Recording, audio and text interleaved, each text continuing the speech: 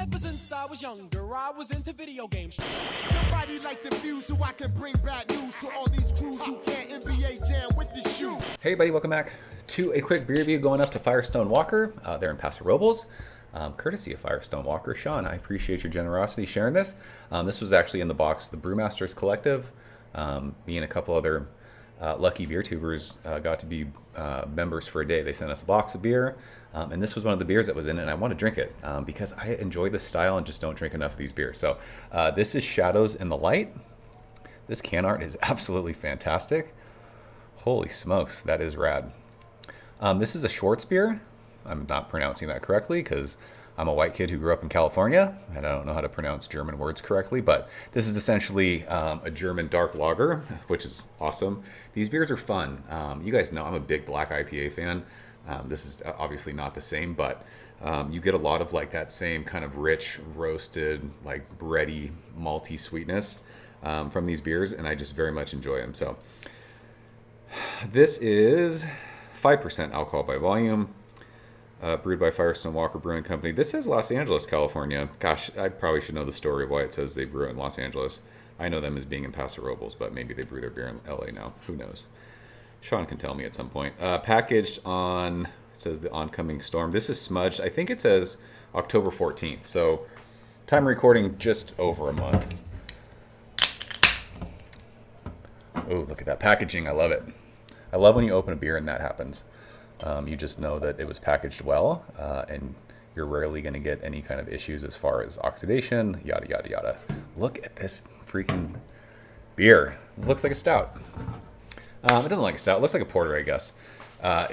Who knows what it looks like on camera, but it's got this rad, like, ruby red at the bottom, but it looks pitch black to me from here. A good finger and a half of super fluffy kind of khaki head.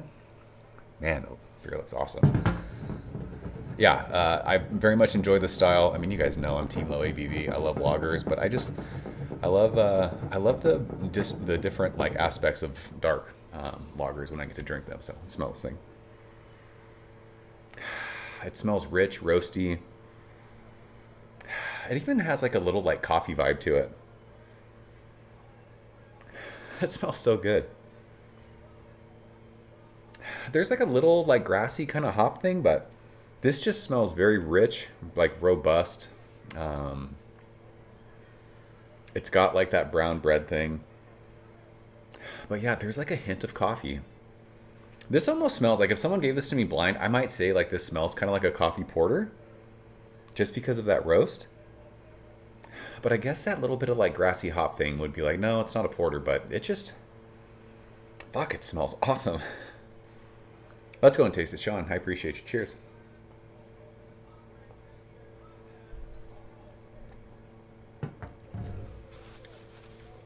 Dude, I could chug that. That's so great. It's funny because when you're smelling it, it smells roasty and it smells rich. It smells bready. You're just ready for this to be like a big, like thick kind of chewy beer. But it's definitely like lager vibes as far as the mouthfeel goes. It's just super crushable, light, super light on your palate. All that like roastiness that you're smelling, it's there on the middle of your tongue.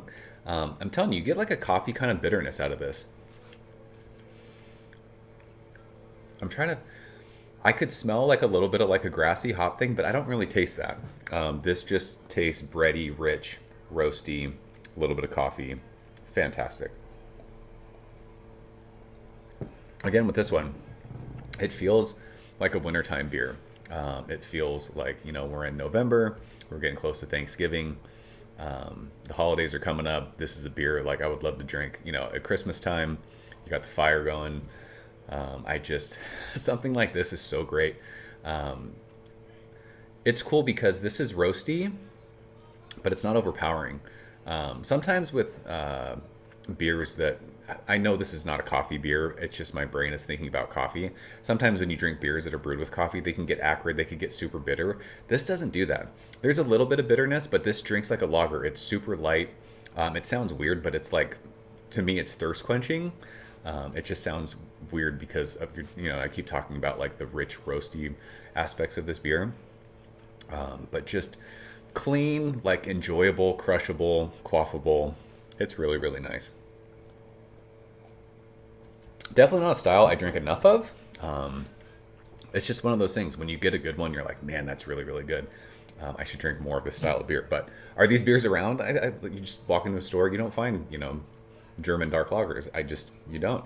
And there's not a lot of breweries, I guess, around here in Southern California that are doing, beers like this. So it's kind of like those, when you see them, grab them. Every time Green Cheek, who's local to me, does a black IPA, I grab it. I love that style. I love this style. I just am a big fan. So Shadows of the Light's fantastic. I know it's probably not the best beer review for me, just because this is so far outside the box of all the other beer styles that I drink. But something like this is awesome, and it's definitely something I think you should check out. So that's Shadows in the Light from Firestone Walker.